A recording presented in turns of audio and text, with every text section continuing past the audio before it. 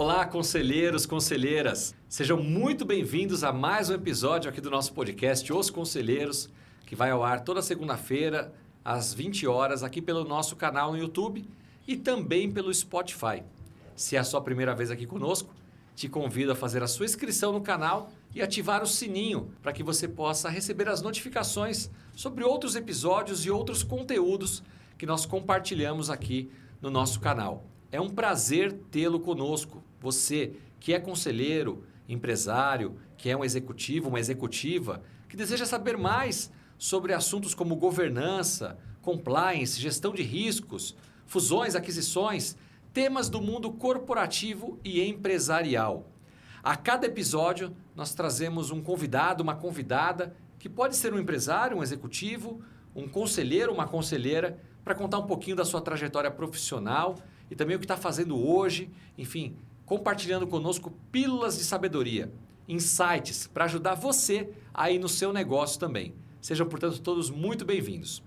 Hoje, aqui no nosso episódio de Os Conselheiros, tenho o prazer de trazer um grande amigo, uma pessoa que o mundo corporativo aí me concedeu como um amigo e que, por sinal, é meu xará, Marcelo Ribas, que é sócio da Oslo Partners, um escritório associado da XP Investimentos.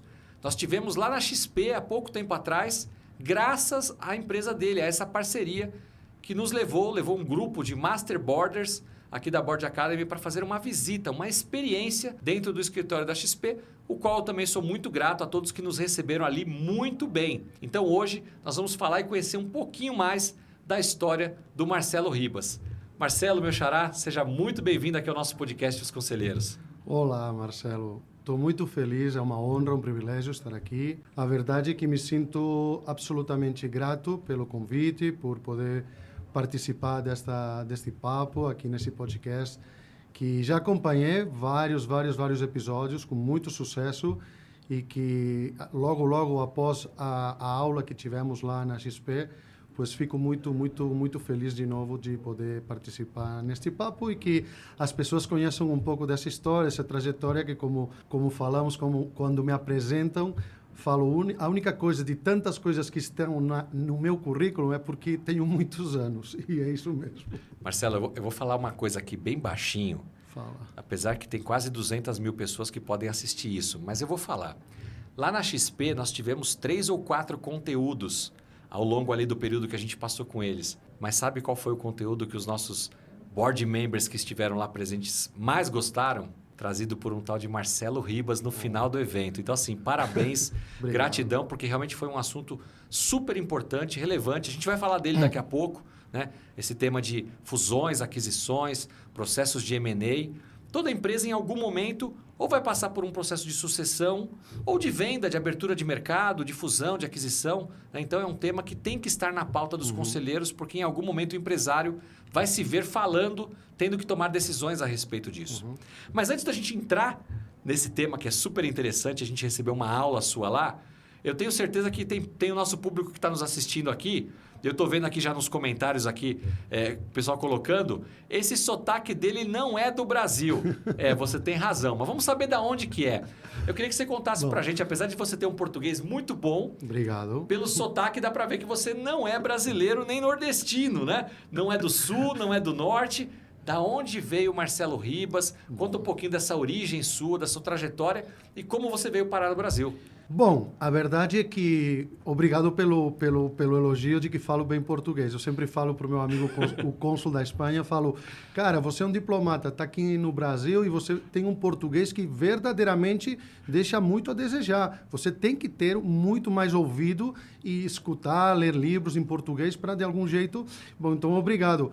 Bom, a minha história é muito simples. Minha família é de Barcelona, a parte do meu pai. Minha mãe é de Girona, que é no norte da Espanha. Então, temos uma tradição, somos espanhóis catalão, não sou catalão, somos espanhóis. Eu tive que fazer o serviço militar obrigatoriamente, então eu sou espanhol, catalão. Mas, coincidentemente, a minha família morou no Brasil muitos anos. Eles são uns dos fundadores do Colégio Miguel Cervantes, no Morumbi. Eles participaram como fundadores dessa escola, acompanharam, mas eu nasci no Hospital Samaritano, no Higienópolis. É mesmo? Eu nasci no Samaritano, só que eu fiquei aqui até os 7 anos, muito criança, 6, 7 anos, e os meus pais decidiram, naquela época, voltar para a Europa para eu ter uma educação europeia e tal. Só que a minha tia, que morou também aqui no Brasil... Então você não é um espanhol catalão, você é um espanhol, é um brasileiro espanhol. Isso mesmo. Então eu tenho esse segredo que eu estou contando aqui. Então você, como meu amigo e pessoa que admiro e gosto muito, eu tenho que falar a verdade, porque a minha esposa sempre fala, não, você fala que é espanhol. Eu falei, eu sou espanhol, mas eu nasci no Brasil. Também tenho cidadania e passaporte brasileiro. E sempre quebrei a cara lá pelo Brasil, não? Inclusive com a seleção brasileira. Sou do Barcelona, mas torço pela seleção brasileira. Então, esse aspecto me fez que eu sempre tive o Brasil na minha cultura lá na Europa. Sempre me acompanhou pela minha tia, que é minha madrinha, a comida brasileira, a cultura brasileira, o que acontecia da sociedade brasileira. Olha que interessante. Até coisas muito simples que naquela época que Espanha estava saindo de uma ditadura, numa transição, não era tão fácil ter, porque eu falava que eu lembrava no Brasil que tínhamos um monte de canais de televisão, quando lá na Europa não tinha. Lá tinha 2 canais, primeira e segunda, não tinha mais. E aqui no Brasil tinha um monte. Então, essa história, eu me criei na Espanha, na Europa, morei em 10 países. O meu pai, infelizmente, morreu muito novo. Eu tive que trabalhar, estudar em vários lugares. E então, como te falei, morei em vários países, falo várias línguas. Esse sotaque não vai sair, mas tento me comunicar, porque para mim as línguas é uma questão de comunicação. É verdade. Então, para mim, é um prazer, eu tenho orgulho e eu então sou paulistano, nascido na Higienópolis, só que criado no mundo. E você está no Brasil, em definitivo, nesse momento, ou você está de passagem pelo Brasil? Como é que é o seu momento atual? Eu era o CEO do Deutsche Bank e outros bancos e grupos de investidores no leste europeu. Eu morei na Romênia e na Rússia durante 5 anos e foi na época aquela da crise do setor do real estate, onde houve toda aquela dos Lehman Brothers, tudo aquilo, mas eu estava dirigindo 2 fundos de private equity, um industrial e um de real estate. Foi tudo muito bem, foi uma das experiências boas. E um grupo empresarial brasileiro, precisamente, me contactou, sou um grupo familiar, para ser o CEO aqui no Brasil, para criar uma holding e para fazer todo o desenvolvimento desse grupo. E eu decidi voltar. A minha mãe falou que eu estava fazendo um caminho de volta. Isso aconteceu faz 11 anos. Então, faz 11 anos que estou já no Brasil de novo e que eu decidi que o Brasil era um país de oportunidades, a América Latina é um país de oportunidades. Morei um tempo no México, morei também na Colômbia, conheço bem desde Houston até a Argentina e tenho certeza que a América Latina tem muitos desafios, mas que é uma terra de grandes oportunidades. E eu decidi ficar por aqui, tenho arraigo, logicamente, e é a minha decisão de estar nessa terra onde acho que temos muitas coisas para fazer e para atingir, não? Bacana. Mas a sua formação, digamos assim, a parte ali da faculdade, primeiros passos profissionais, foi dado na Espanha? Sim. Eu me formei em Economia e Administração de Empresas na Universidade de Barcelona. Logo fiz o doutorado em M&A na London School of Economics. Fiz outras pós-graduações também em Marketing, o Executive MBA. Foi na Espanha, nos Estados Unidos e na Inglaterra. Foi basicamente onde eu me formei. E o início de trajetória foi na Espanha.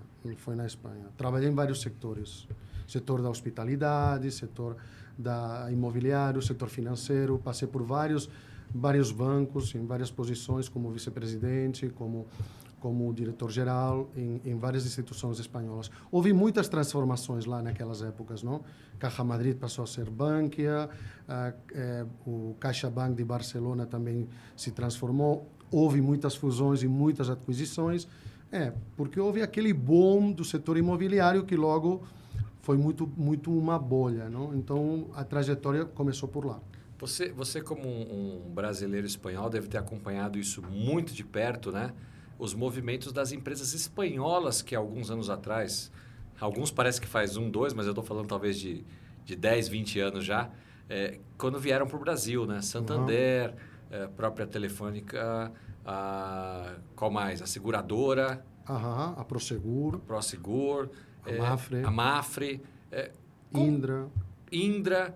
Como foi esse movimento, olhando lá desde o lado de um espanhol, vendo esse movimento da internacionalização, o crescimento vindo para a América Latina e Brasil como um país de grande potencial? Muito boa pergunta, Marcelo.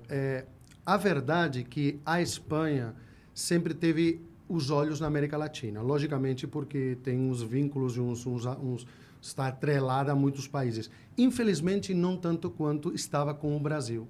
O Brasil, o posicionamento pela língua praticamente, porque o Brasil não foi descoberto pelos espanhóis, outros países sim. É uma pena, né? Bom, isso falam alguns amigos meus. Eu acho também, mas estou brincando. Tudo faz parte do jogo. Então, muitas empresas espanholas, eu sempre estava na parte do desenvolvimento de negócios internacionais. Por essas minhas características de falar línguas, de ter essa visão, de ter essa capacidade, essa energia, eu sempre estava na parte internacional. O espanhol sempre foi muito fechado na hora de... Algum dia, faz uns dias comentamos isso, que ele acha que o mundo tem que virar do jeito, tanto na parte jurídica como legal, fiscal, do jeito espanhol. Isso não é assim, a geopolítica fala outras coisas. Então, naquela época que houve uma crise na Europa e houve vários acontecimentos, Espanha colocou um pé na América Latina muito forte. Inclusive o Brasil, só que no Brasil teve uns erros, principalmente que era não entender a cultura local. Eu sou amigo pessoal de um dos primeiros presidentes da Telefônica, que ele mora no Brasil, mora no Rio de Janeiro, Félix Iborra, grande amigo meu, casado com brasileira. Ele me perguntou, Marcelo, o que acontece? Você que é um cara que conhece o Brasil, tua família, eu falei, que vocês não entendem que vocês têm que inserir brasileiros nas diretorias, nas posições de liderança. Vocês têm que entender que faz parte de respeito, faz parte na integração, na implementação dos processos, ter pessoal brasileiro, porque tem muito valor e tem gente muito preparada. E se não estão tão preparados com outras questões, podemos fazer um programa onde eles se sentam inseridos.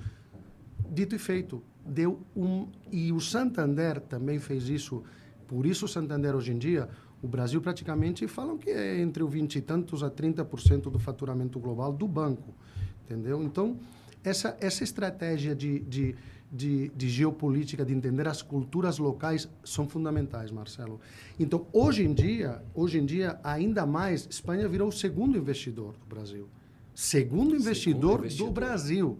Com números, com dados. Eu não tinha essa informação. Sim, é o segundo investidor. Por quê? Porque está muito forte na parte de energias e infraestruturas. Um dos maiores projetos que está acontecendo na América Latina de infraestrutura é o metrô, a linha 6, aqui em São Paulo, pelo Grupo Acciona. Depois tem Neoenergia, que é do Grupo Iberdrola, o maior grupo de energias renováveis do mundo. Tem o Grupo Cobra, era do Grupo ACS, que agora é do Grupo Binche, de concessões. Tem muitas empresas que, às vezes, o nome não se conhece tanto, mas estão no Brasil, estão fortemente no Brasil. Era lógico, Marcelo, tinha que acontecer. Porque depois, qual é o mercado maior na América Latina? É o Brasil, depois vem o México. E não tem nada a ver. O México e a Espanha são irmãos, porque a língua, as tradições... Muita gente está investindo também na Espanha do México. Então, esse relacionamento Brasil-Espanha, Espanha é a porta da Europa para o mundo latino. Então, Brasil e Espanha tinham que se entender. A Câmara de Comércio Brasileira Espanhola aqui em São Paulo é muito forte, muito ativa. O diretor da Câmara, o executivo, o Alejandro Gomes, ele é uma pessoa muito ativa, onde está fazendo essa interação entre as empresas do outro lado do continente com o lado... Porque aqui tem escalabilidade, tem mercado, tem muita coisa para desenvolver. Agora, é interessante isso que você traz, porque ao mesmo tempo que os nomes que foram citados de empresas se deram muito bem e cresceram, tem uma boa fatia do seu negócio aqui no Brasil, algumas outras empresas espanholas que tentaram chegar no Brasil não deram certo e voltaram, né? Eu estou lembrando aqui do Bilbao Vizcaya, por exemplo. Né? O que você acha que aconteceu? Um erro de cultura? Por exemplo, eu fui conselheiro do grupo Inditex, da Zara, e eles me pediram, quando eu cheguei no Brasil, fazer uma avaliação para implementar 2 ou 3 fábricas de produção na América do Sul. E eu fiz todas as pesquisas, os levantamentos. E tem um problema... O Brasil, o primeiro problema que as empresas acham é a questão dos tributos, dos impostos, das taxas. É inviável. As pessoas, embora sejam altos ou não, tanto faz do Estado, o problema é que as pessoas não entendem A complexidade. a complexidade. É como se na empresa onde eu fui CEO no Brasil, nós tínhamos só um departamento que cuidava da área fiscal do Brasil para tirar vantagem e aproveitar tudo que era colocado dentro da legislação. Então, muita empresa do exterior... Eu de verdade, Marcelo, como te falei, eu morei em 10 países e eu não conheci uma coisa igual. Também vou falar uma coisa, o sistema financeiro do Brasil, para mim, é um dos primeiros do mundo. Muito avançado em tecnologia, em serviços, muito mais avançado que muitos bancos na Europa, por onde eu passei. Então, tenho que parabenizar porque isso é uma realidade. Mas, por outro lado, a burocracia, o nível de impostos entre estados, que agora, se isso vai mudar, que está chegando a ideia do IVA, entendeu? Só que o IVA, se eles querem taxar nesse valor, vai matar um monte de negócios. É verdade. Eles têm que saber. Então, muitas dessas empresas não deram certo, principalmente uma por essa questão, e a outra é uma questão de que nós podemos falar logo na governança, quando falamos de governança corporativa e essas coisas, é respeitar e ter a humildade de conhecer a cultura local. A cultura local faz parte do sucesso do negócio, porque é a consequência o que você está transmitindo ao teu mercado. Então, muitas dessas empresas são grandes dinossauros, Marcelo, que não têm a flexibilidade para entender o que o mercado precisa para você se... Por exemplo, tem uma escola onde eu sou formado no Master de Gestão Comercial e Marketing em Madrid, que aqui no Brasil chegou... Sabe onde ela se colocou na América Latina? Ela está em Curitiba. É o ESIC. Ela não veio para São Paulo, não veio para o Rio. Ela achou que em Curitiba, naquela região do Paraná, ia se dar bem. E não errou, porque faz muitos anos que estão lá, com sucesso grande. Então, eu acho que o Brasil, como país que é continental praticamente, eu acho que tem uma tarefa que não é feita às vezes, que é esse planejamento estratégico que falamos, que é avaliar antes de fazer e ir para o campo de batalha. Eu não posso chegar lá no terreno e achar que eu já estou preparado quando eu não estudei o que eu vou me encontrar. Por exemplo, tem muitas empresas que quiseram vir. A Mango mesmo, concorrente da Zara, não conseguiu. Outras. E o BBVA, do Banco de Vizcaya, que é concorrente do Santander, ele se dá bem em outros países da América Latina. Curioso. É curioso, mas eu acho que é fundamental hoje em dia o conhecimento da geopolítica nos negócios. Ou a diplomacia, que eu chamo, que é o business diplomacy é dos conteúdos que está bombando nas escolas de negócios internacionais para que os executivos, os empresários, os conselheiros tenham conhecimento de como fazer esse planejamento para ter umas garantias de sucesso. Eu toco nesse assunto porque aqui nos nossos programas de formação de conselheiros, a gente fala muito sobre isso com os nossos conselheiros, né?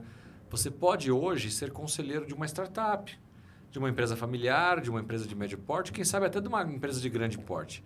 Mas em algum momento você pode se deparar com duas situações. Essa empresa onde você é conselheiro pode pensar numa internacionalização, ou essa empresa ela pode estar negociando justamente uma venda para um grupo estrangeiro.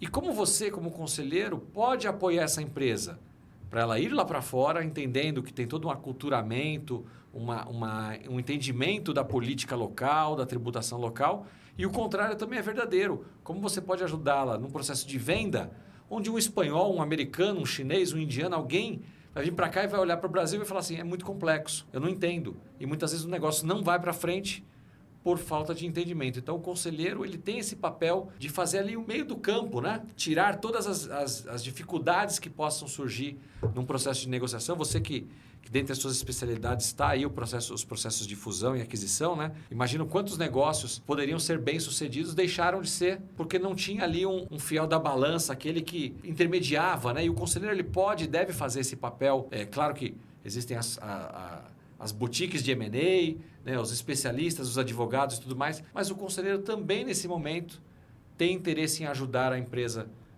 que está passando por um processo de fusão ou mesmo de venda, né? E deve fazer esse certo papel aí de advogado, porque não advisor, num processo de venda da empresa. Concorda? Eu concordo, porque para mim o conselheiro, ele tem que... Se existe um conselheiro, porque deve existir uma governança corporativa. Começa por aí. Começa por aí, porque a governança corporativa só é um framework estratégico. Que é o que um framework estratégico?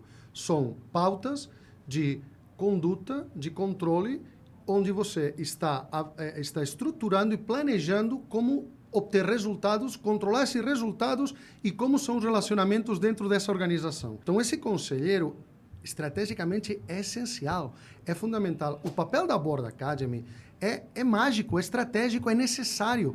E acho que pessoas como nós temos que ser os inspiradores, os maiores vendedores de que as empresas, porque é um assunto que eu estou lutando e conversando em papos, o seguinte, quando estava de moda criticar que as pessoas iam para terapia, e hoje em dia, ir numa clínica de saúde mental é essencial, é fundamental fazer esse desenvolvimento. E hoje em dia, outras coisas, todo mundo vai para um nutricionista, todo mundo quer ter um personal trainer, todo mundo quer investir dinheiro em coisas que faz uns anos atrás eram como luxos, não precisávamos e já entraram no dia a dia. Um conselheiro consultivo numa empresa é absolutamente estratégico. Por quê? É como um médico de empresa. Ele diagnostica, ele faz prevenção, ele pode atacar a doença. Lógico, eu entendo que muitas empresas não querem investir, porque para ser conselheiro, embora de ter uma trajetória onde tem os sucessos, tem os erros, faz parte do jogo, tem a preparação e a formação que a Board Academy está fazendo e cada vez está crescendo mais. É fundamental esse papel estratégico. Então, dentro dessa governança corporativa, o papel do conselheiro é acompanhar, porque o latino, como eu falo às vezes, você já me ouviu, é muito imediatista. E nós temos que fazer um planejamento estratégico nesse framework. Isso é a governança, por aí começa a governança corporativa. A gente costuma desmistificar ou ensinar aqui os nossos alunos, board members, e também os empresários que nos conhecem, sobre a diferença de um consultor e de um conselheiro consultivo. O consultor vem de forma imediata para resolver um problema. Resolveu o problema, ele vai embora.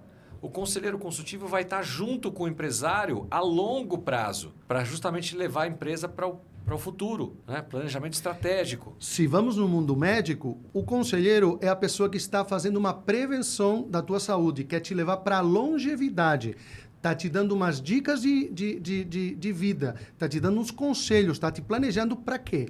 Para você não ter que chegar no pronto-socorro, no cirurgião de urgência, chegar ao consultor e tratar a doença urgente, que logo vai ter que pagar mais, não sabe se vai resolver, você não sabe com quem está, quais são as variáveis que você vai achar. Por quê? Porque não houve essa estratégia de planejar o que pode acontecer no meio e no longo. E quando eu falo planejar, e eu estou olhando lá para quem nos está ouvindo e quero dar uma dica, o planejamento hoje em dia não são 5 anos.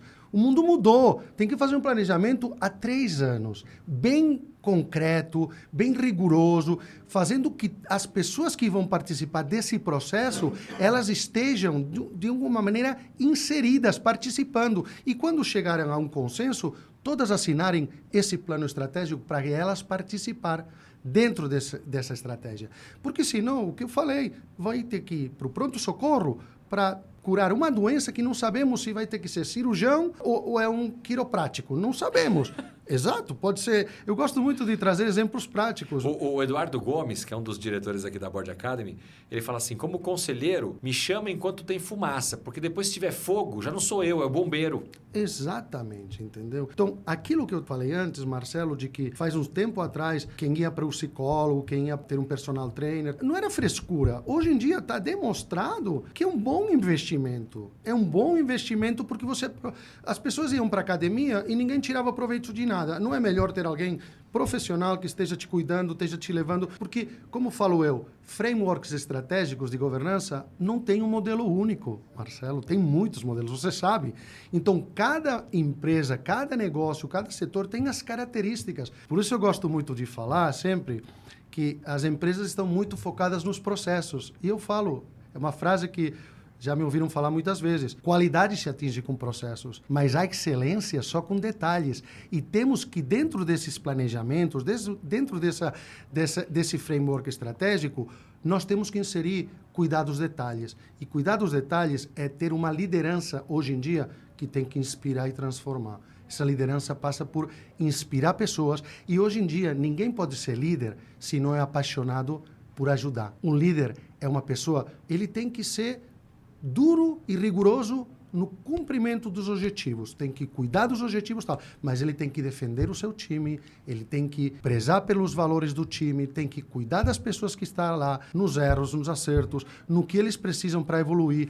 Então, para eles continuar nesse processo de liderança, hoje em dia, um líder tem que estar apaixonado por ajudar, por se doar, por ser transformador de verdade. Por isso, hoje em dia está de moda essa liderança compassiva, não? Que é uma liderança onde o indivíduo está no primeiro lugar e onde entra a parte mais humana do quem está na frente das... Eu costumo dizer, colocar as pessoas no centro dos processos. Isso. E não os processos, e se precisar de gente, a gente coloca, mas se der para automatizar, a gente automatiza. Não, as pessoas em primeiro lugar. Exatamente. É muito importante. E o papel do conselheiro é fundamental, porque às vezes os conselheiros não tiveram a chance em épocas passadas de poder desenvolver o que hoje em dia está acontecendo. São várias gerações dentro das mesmas corporações que estão convivendo, que estão trabalhando.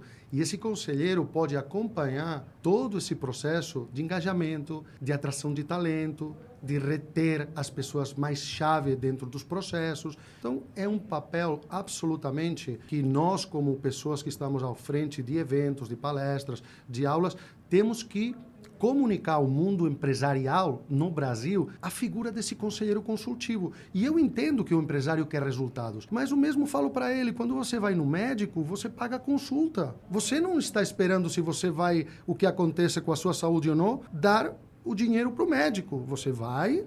O atendimento, por quê? Porque o médico é uma pessoa capacitada, preparada, e, logicamente, a Bora Academy garante que esse conselheiro passou por um processo, já não da sua trajetória aqui também, sino de uma formação que é atualizada com os programas que vocês estão continuamente lançando para o mercado, absolutamente adaptados às necessidades de todo esse tecido industrial, corporativo que existe dentro de um país tão grande quanto o Brasil, não? Eu escutei do nosso CEO, Faria Souza, outro dia.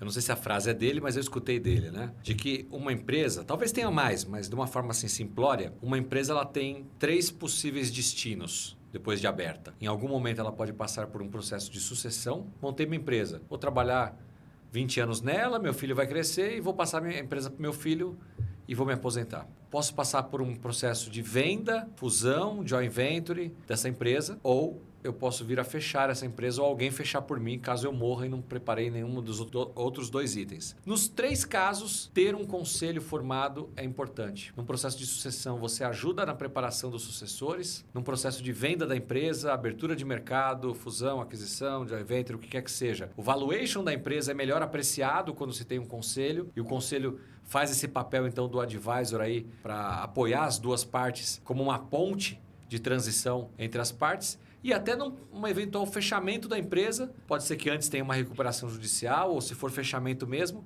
está ali o conselho também para apoiar um momento difícil do empresário que está vendo o seu negócio virar uma falência, que não é o que a gente quer, mas que infelizmente muitas empresas no Brasil chegam, né? Então, o papel do conselheiro é muito importante para as empresas. E você usou aí durante a sua frase, eu captei uma palavrinha que você usou, que é a do investimento. Ter um conselho consultivo na sua empresa não é um custo, é um investimento. Você investe um valor que hoje pode ser, não sei, 10, 20, 30 mil reais, vamos dizer, mas o quanto esse conselho formado vai trazer de retorno para a sua empresa em aumento de receita, possíveis reduções de custo, abertura para alguns mercados ou algumas portas que talvez o empresário não tenha, né? Eu brinco que, imagina você ser dono de uma rede com 5 postos de gasolina. Uma rede pequena, mas para quem montou o primeiro posto, montou o segundo e ao longo de uma vida tem 5 postos, é o patrimônio dele. Então lá está lá o dono dessa rede, talvez os filhos já estejam trabalhando com ele na rede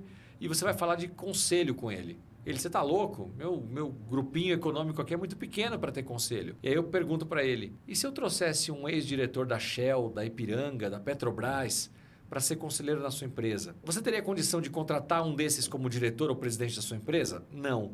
Mas como conselheiro você tem. E sabe por quê? Porque eles vão poder te ajudar a comprar combustível mais barato, a comprar combustível com mais prazo. Talvez você não tenha as lojas lá de afinidades do posto e eles vão te ajudar a montar as lojas e quem sabe você vai ganhar mais dinheiro na loja do que vendendo gasolina. Então, assim, só para dar uns exemplos, para abrir a mente do empresário, quanto um conselheiro pode ajudá-lo no processo da sua empresa? Profissionalização da empresa, né? Trazer sistemas, advogados, consultoria tributária, tanta coisa que um conselheiro pode apoiar a empresa. Marcelo, porque o conselheiro está focado nisso, tem tempo para fazer isso. Exato. Porque os executivos da empresa normalmente não estão pensando nisso. E como você muito bem falou, essas 3 possibilidades do que vai acontecer na empresa, olha, não são dados meus, são dados oficiais. 90% das empresas teor familiar no Brasil. 30% vão chegar na terceira geração, se chegam. E 50%, a metade, vão morrer. Então, se isso é assim, alguma coisa eu posso fazer para manter a minha empresa, para quando chegar na maturidade, relançar ela ou fazer uma fusão, uma aquisição ou qualquer outra coisa. Que melhor papel pode fazer um conselheiro que tem tempo para melhorar atividades ou trazer negócios novos? Eu só vou citar um exemplo rapidinho. Uma vez na minha trajetória, um grande grupo de Barcelona, dentro dos Nobu Hotéis, Hard Rock Hotéis, me procuraram porque o CEO me conhecia, porque tinha um problema de vendas, de estratégia de marca e um monte de coisa. Fala, se alguém pode resolver isso, é o Marcelo Ribas. Falei, obrigado, tudo bem e tal. Tive as entrevistas, vou resumir rapidamente o assunto, mas o presidente do grupo gostou muito de mim e falou, tudo bem, quando você começa? Falei, bom, vamos chegar a um acordo, não? Nossa, você é muito caro, não? Porque eu coloquei as minhas condições. Falei, eu não sou caro. Eu prometo ao senhor que eu vou dar os resultados, porque a minha mentalidade é absolutamente empresarial. Eu não estou aqui nem como executivo, nem preenchendo cadeira, não. Eu estou com mentalidade que vou trazer para os seus executivos, como conselheiro, uma mentalidade empresarial e você vai entender. Tudo bem, eu não sou advogado, Marcelo. Chegamos a um acordo, eu sou economista. E tinha um problema. As vendas estavam bloqueadas porque um grande grupo italiano tinha exclusividade com toda a empresa deles. Ok, tem exclusividade? Está pagando alguma quantidade por ter exclusividade? Não. Está cumprindo as quotas de compra, de faturamento? Também não. Falei, exclusividade do quê? E o concorrente... Só tem direitos, mas não tem deveres? Exato. E o concorrente não conseguia entrar. O que faz um conselheiro que tem tempo? Eu comecei a ler o contrato de exclusividade. Resulta que tinha exclusividade de um produto da empresa. Não acredito. Juro por Deus, eu peguei a minha mala, viajei de Barcelona para Milão diretamente e fechei um pré-contrato com o concorrente. Eu, em 3 meses, paguei o meu salário de 2 anos de conselheiro. Isso é o que é caro ou barato. E olho para quem está nos ouvindo. Um conselheiro consultivo e formado aqui na Bora Academy é um investimento que vai trazer resultados, sejam qualitativos, quantitativos, sociais, de qualquer tipo, mas que o impacto para a organização vai chegar. É um exemplo de vida. Eu estou colocando um exemplo que podem conferir. Isso me aconteceu lendo, e eu não sou advogado, Marcelo. Sou economista, administrador, formado em Business Development e outras coisas, em M&A. Eu li um contrato porque tinha tempo, dediquei tempo nos detalhes. Olha que interessante. Tem muito empresário, e talvez você que está nos assistindo vá se identificar com isso. Você montou a sua empresa, pode ser que seja uma empresa familiar, você constituiu com o seu cônjuge, ou com um irmão, ou com algum parente, enfim. E aí vocês estão caminhando com essa empresa e chega um determinado momento que os filhos, os herdeiros, começam a querer, até por uma questão de idade, entrar no negócio. É muito natural isso. E aí vocês têm a brilhante ideia de montar um conselho. Então vamos pegar os fundadores e vamos colocar na cadeira do conselho da empresa. E vamos deixar então que os filhos passem a ser os executivos, os diretores que vão tocar o negócio. O que está errado nesse processo? Você, como conselheiro da sua própria empresa, onde você ainda é acionista, porque o seu filho ele é herdeiro e executivo, são papéis, chapéus diferentes, você ainda assim tem um olhar viciado, um olhar com amor ao seu negócio. Enquanto que um conselheiro independente, ou seja, que não tem vínculo, seja familiar ou de ser um funcionário da empresa, tem, como o Marcelo trouxe aqui, uma visão de fora, uma visão não viciada no seu negócio. É alguém que conhece de negócios, de outros setores, que vai bater o olho, às vezes, numa situação tão simples e que vocês não estão enxergando.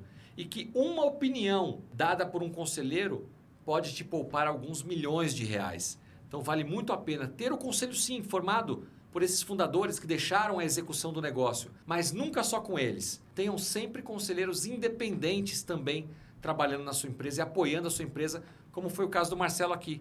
olhar um contrato e descobrir que aquela crença, que talvez foi um boato, que um dia foi se tornando verdade, de que existia uma exclusividade, não era bem assim. Exatamente. Eu concordo absolutamente. Esse conselho, essa governança tem que estar acompanhada de um protocolo familiar, Marcelo. É Com importantíssimo fazer esse protocolo familiar.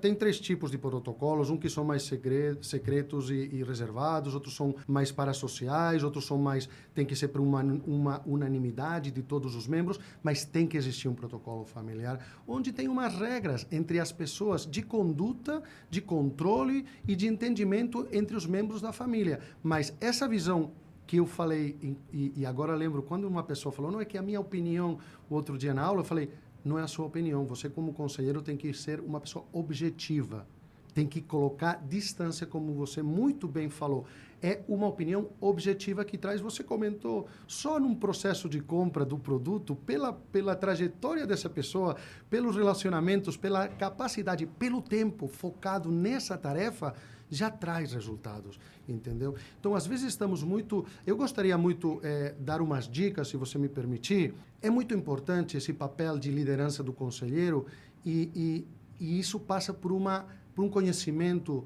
desde os momentos mais antigos. Eu trouxe aqui uns livros que eu quero dar... Eu estou aqui para te perguntar o que são esses livros aí, porque eu falei, será que é de presente? Não, estou olhando que é um livro usado. Não. Né? Um livro já... Então, acho que é livro pessoal. Conta aí para gente. Olha, todo mundo... Eu fiz uma seleção de 4 livros. Todo mundo quer nos best-sellers atuais, modernos, que está muito legal, mas eu vou falar uma coisa. A governança corporativa, a governança e liderança de pessoas...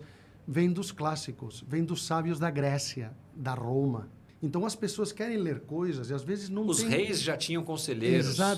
Exatamente, muito bem trazido. As pessoas, e tem que ter uma coisa importante, como um dos maiores filósofos, Aristóteles falam aqui, ele fez de ter a humildade de escrever um livro para o filho, que é Ética Nicômaco. É um livro onde ele fala da ética que é transformada em virtude, que pode ser virtude... Mostra aqui na câmera. A ética Nicômaco é virtude moral ou virtude intelectual. E ele teve a humildade de falar que, como pai, às vezes não tinha essa visão objetiva para educar o filho. Isso já começou na filosofia grega, no século IV a.C., é uma boa dica. Tem 3 livros dos clássicos que eu vou recomendar. Aqui só trouxe um, esse é um, século IV a.C., Ética Nicômaco, que é do filósofo. Encontra para comprar? Sim, não é fácil esses, mas encontra. Mas eu vou dar umas dicas para que quem quiser achar, eu posso indicar. O segundo livro é um clássico dos estoicos, que é As Meditações de Marco Aurélio, que foi escrito 178, 180 depois de Cristo, que é um livro maravilhoso também, onde já se fala de toda essa parte humana de transformação, de inspiração, de reconhecimento, que vem... Eu quero fazer essa viagem dos livros, da literatura, porque quero ir dos clássicos ao mais moderno, para que o público que está nos assistindo veja que é muito importante o conhecimento e que não mudou tanto, só se atualizou. É muito importante. E o terceiro livro, que foi escrito em 1516, é de Erasmo de Roterdã, que ele fez um livro para quem ia ser rei, que era Carlos V, que se chama Educação do Príncipe Cristão. Era um livro para Carlos V, quando era príncipe, com 16 anos, ele entender das necessidades do ser humano para poder governar pessoas na liderança, com virtude e com ética. Dito isso, agora vem os livros mais atuais, que eu também quero indicar. Um deles... Eu, como falei, eu fui mentor, tive o privilégio de ser mentor do vice-presidente do Santander. Era um italiano que chegou, hoje em dia grande amigo meu, e que aconteceu aquilo que comentávamos no começo, Marcelo. Ele não entendia o Brasil, ele não se tropicalizou e tinha muitos problemas de relacionamento nos times dentro do Banco Santander. E ele me pediu se eu podia fazer uma mentoria para ele. Eu falei, eu vou fazer só com uma condição. Eu quero que você estude, leia tudo o que eu vou fazer para você durante 1 ano. Quando acabou, ele hoje em dia está na Europa, está dirigindo outros bancos, ele me deu de presente esse livro, que é Construir Negócios com Valores através de Valores. Negócios Conscientes. Um grande livro. Negócios Conscientes. Negócios Conscientes. Um livro atual, maravilhoso, que eu também indico. Tem ele traduzido para português? Eu acho que sim, tem. Esse está traduzido. E esses dois são muito atuais, esses já são modernos, maravilhosos. Um que eu falo é A Lógica do Cisne Negro. Você deve conhecer. Sim. O que é esse livro? Esse livro é uma quebra de paradigmas. Todo mundo acha que só existiam os cisnes brancos. Na Austrália, é uma história real, que na Austrália todo mundo achava que tem os cisnes brancos, até que alguém um dia viu um cisne de cor preta. Então, é um livro onde nos mostra uma viagem que o nosso próprio conhecimento, nossos próprios paradigmas, os nossos próprios preconceitos nos bloqueiam na toma de decisões na governança corporativa. Nos bloqueiam e, por isso, é tão importante essa visão objetiva de um conselheiro.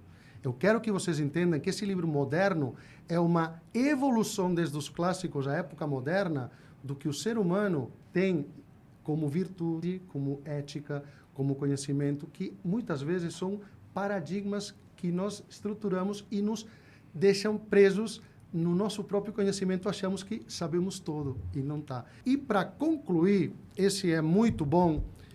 O Ray Dalio, que é o fundador da Bridgewater, um dos maiores fundos mais lucrativos da história, é um grande homem de negócios que ele escreveu esses princípios. Quando ele escreveu isso, ele nos anos 80 fez umas declarações porque ele se achava a última bolacha do pacote. É muito importante que vocês entendam isso, empresários, acionistas, sócios de empresas. Ninguém de nós somos mais importantes que todos nós juntos. A imagem do conselheiro se reflete nesse livro.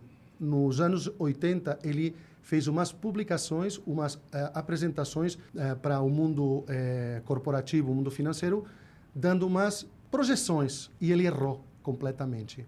Ele perdeu toda a fortuna, inclusive perdeu dinheiro dos seus investidores, e ele teve que pedir $4.000, literal, $4.000 para o pai dele, para poder recomeçar.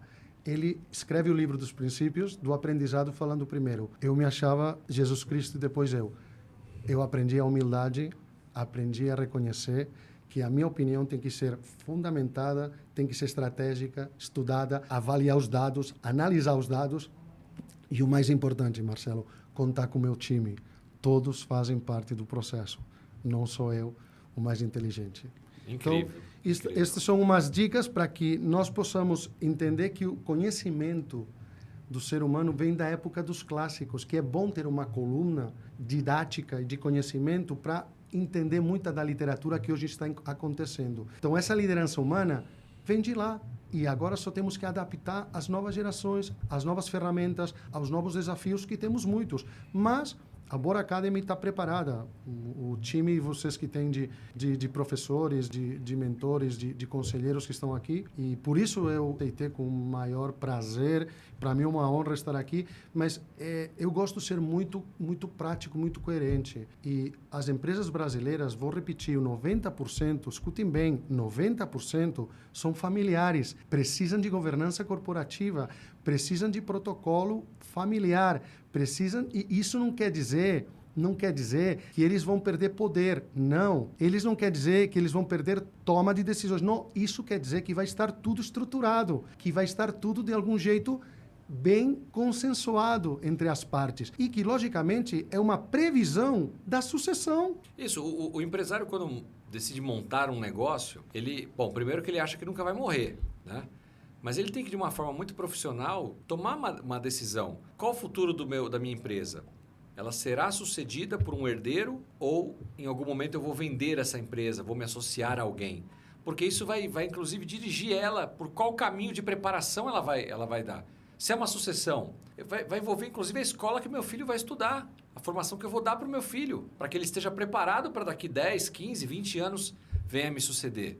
Se é um processo de fusão e aquisição, peraí, eu não posso ter caixa 2. Eu tenho que ter um balanço auditado. Eu tenho que ter os princípios de governança estabelecidos. Porque que empresa vai lá de fora querer comprar a minha se chega aqui e vê tudo desorganizado? O Brasil já é complexo. E a minha empresa é mais complexa ainda, não vai ter negócio. Exato. Então, isso vai nortear o caminho que a empresa vai seguir. Não, você falou, numa due diligence, só chegar lá e falar, não, é que eu tenho um conselho e está com uma governança corporativa. Isso já marca um cenário que você está falando de jogar uma Champions League e jogar um campeonato de terceira divisão. Tudo. É primeira divisão ou várzea? Ponto. Então, é aquilo que aquele que quer vender o apartamento e acha que tem um apartamento com vista para o oceano em Miami, e quem vai comprar acha que está comprando um sobradinho na periferia. Gente, não é uma visão, tem que ter uma realidade. E uma coisa que não foge da realidade é você mostrar que está estruturado. Está estruturado nas ferramentas que tem à disposição. É um novo desafio que já existe em muitos lugares. Ok, o Brasil para algumas coisas está muito avançado e para outras coisas vai um pouco mais devagar. Mas temos a chance. É um mercado gigantesco. Temos gente muito preparada. Temos corporações. Olha, Marcelo, das primeiras 100 empresas do Forbes 500, 65 tem escritório em São Paulo. Isso quer dizer que alguma coisa desse país, esse mercado, é interessante. Porque o Brasil, é muito fácil falar do Brasil, mas o Brasil já está no mapa mundial. E essa geopolítica faz que vai ter cada dia mais interações. Olha só, como exemplo, está finalizando o corredor bioceânico, que vai ser o canal de Panamá, que vai de Santos, saindo pelo Chile. Tudo rodoviário. Vai passar por Argentina, uma parte, vai por Paraguai, Peru e sai por Chile. Só a logística poupa 23 dias de barco e 20 e tanto % de custo de frete. Todo o negócio do agronegócio do Mato Grosso do Sul, vai sair rodoviário por lá para os países da Ásia. Tem gente que não sabe nem o que estou falando. Tem gente que está em projetos de investimento, não sabe nem o que estou falando. Nem pararam para pensar como a minha logística vai me afetar, qual é o meu relacionamento com países do lado, vizinhos. Quando eu cheguei no grupo aqui no Brasil, o meu grupo não vendia uma tonelada de produto fora do Brasil. Hoje em dia tem fábrica no México, na Colômbia, na Argentina, no Paraguai. Tem alianças estratégicas nos Emirados, na Singapura.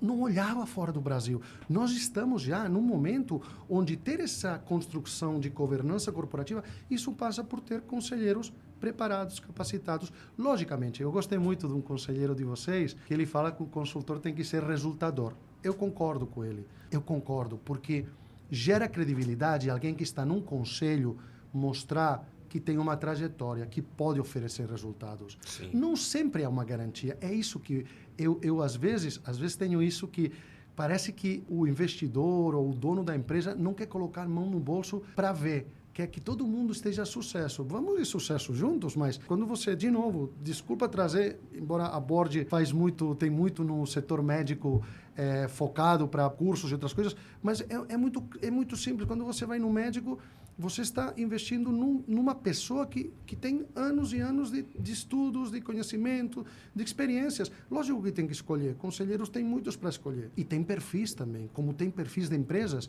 tem gente que se adapta melhor, mas que tem umas qualidades humanas. Por isso eu indiquei esses livros. É muito importante se formar na parte humana, na parte pessoal, porque isso faz que você inspire e transmita, e assim consegue transformar. Senão, não vai conseguir. Porque fazer tudo do jeito que conhecemos, todo mundo faz, todo mundo enxerga. Mas o que você trouxe, muito importante, é que já estamos no mundo, já somos um país olhado pelo mundo.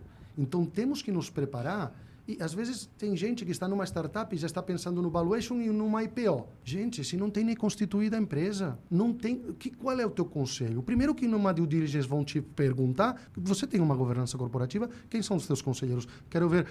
Num teaser de investimento, você tem que colocar a cara do Marcelo Simonato, do Marcelo Ribas. Quem são? Olha, não, Marcelo Simonato, olha a trajetória, olha... E você só pegando um gancho disso que você está falando, se aqui nesse episódio nós temos empresários, especialmente aí do setor das startups, que está recebendo essa informação aqui do Marcelo, essa troca que a gente está fazendo aqui, sobre a importância de ter conselheiros na sua empresa, você pode nos procurar. Nós temos hoje um banco de conselheiros, muitos deles disponíveis, dispostos a ajudar as startups, inclusive as empresas que não têm conselho, a formar o seu conselho. Nós temos aqui dentro do nosso ecossistema a C-Level to Board, que também estrutura e apoia empresários médios e familiares aí na estruturação, montagem e acompanhamento dos conselhos. Então, assim, estamos aqui à disposição para ajudá-los e apoiá-los nesse sentido. Entre em contato conosco. Marcelo, a gente está conversando aqui, já vai dar quase 1 hora de conversa. Mas eu não quero terminar esse episódio sem te dar a oportunidade também de falar um pouco sobre a Oslo, né? Você é um dos sócios lá, diretor da Oslo, e eu sei que é uma parceira aí associada da XP Investimento, mas eu queria que você também deixasse um merchan aí. O que a empresa faz, como vocês podem apoiar? Nós temos empresários nos assistindo, conselheiros, executivos. Que tipo de trabalho vocês executam e que pode deixar aqui a recomendação? Bom, obrigado, Marcelo. Na verdade que é um prazer. Passou muito rápido o tempo, foi demais. Não, nossa empresa é um escritório boutique de investimentos, onde a parte que eu mais estou mexendo é a parte de fusões e aquisições, todo o acompanhamento. Também fazemos toda a consultoria estratégica para novos investimentos, para novas propostas de negócios. Temos uma parte muito forte de trading internacional. Mexemos muito, principalmente com agronegócio, com combustíveis. Temos um relacionamento muito forte com alguns países fornecedores com combustíveis bem interessantes do ponto de vista de preço, principalmente da região da Rússia, Emirados, tudo isso, não sancionados, fica claro. Estamos também com fertilizantes, muito interessante para o... Então, sempre somos um escritório que analisamos estrategicamente as necessidades do mercado e nós acompanhamos com os serviços todos da XP, por exemplo, de câmbio, de gestão de patrimônio, temos um family office, estamos administrando também algumas fortunas, então estamos aí. E também investimentos especiais fora do Brasil. A XP e o nosso escritório oferece essa estruturação internacional das offshores com garantias em diferentes destinos, avaliando as características de cada organização, se ela precisa mais para uma região mais da Ásia, uma região mais da América Central, América do Norte. Então, nós podemos estruturar todo esse processo de offshores, toda essa consultoria legal, tributária, de implantação de negócio. Agora vai ter uma nova área de free zone, de free tax no Panamá. O Panamá vai ser um hub de negócios muito forte. O novo governo que entrou agora está muito interessado em atração de capital estrangeiro. Já vários empresários, vários políticos do Panamá visitaram aqui vários bancos e organismos brasileiros apresentando os projetos.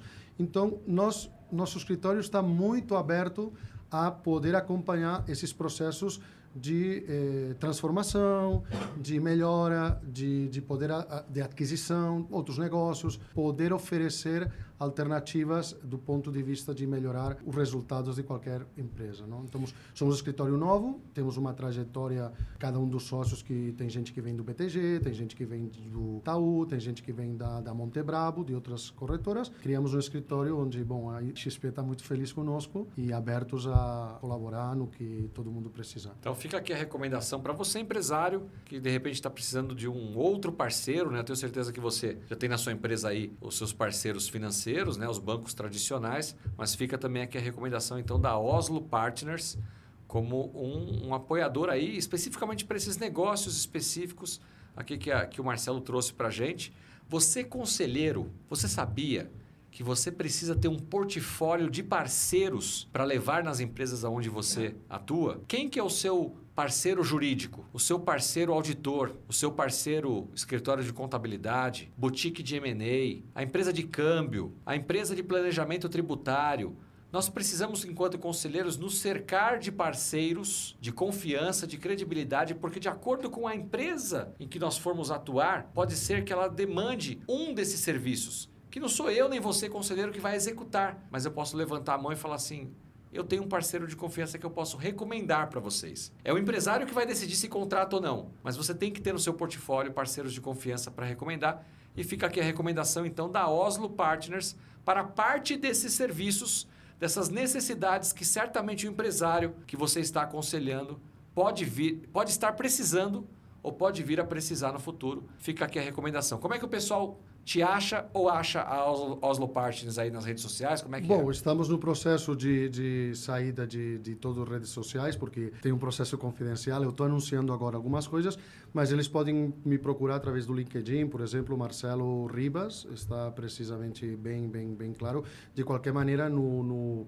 podcast posso deixar os meus contatos para entrar em contato, para qualquer coisa sem nenhum problema. Então tá bom. Se você quiser entrar em contato então com o Marcelo Ribas, você pode achá-lo no LinkedIn. Caso não encontre por algum motivo, procure aqui na Board Academy e a gente faz aí a ponte, a conexão entre vocês. Marcelo, mais uma vez eu tenho só que agradecer, desde lá da gentileza de nos levar com aquele grupo na XP, pela parceria, pela disponibilidade de estar aqui conosco hoje e também de trazer outros conteúdos aqui para os nossos board members, seja através de aulas, palestras e conteúdos dos mais variados. Muito obrigado a você, também ao André, toda a equipe ali da Oslo Partners, que fazem parte aí desse grupo forte aí de sócios, de parceiros, levando então toda essa gama de serviços a um empresariado que necessita muito de apoio. Né? O empresário ele vive sozinho, ele precisa de gente apoiando, sejam conselheiros como parceiros estratégicos como a Oslo. Então, muito obrigado. Foi um prazer e uma honra e obrigado a vocês. Contem comigo. Obrigado. Obrigado.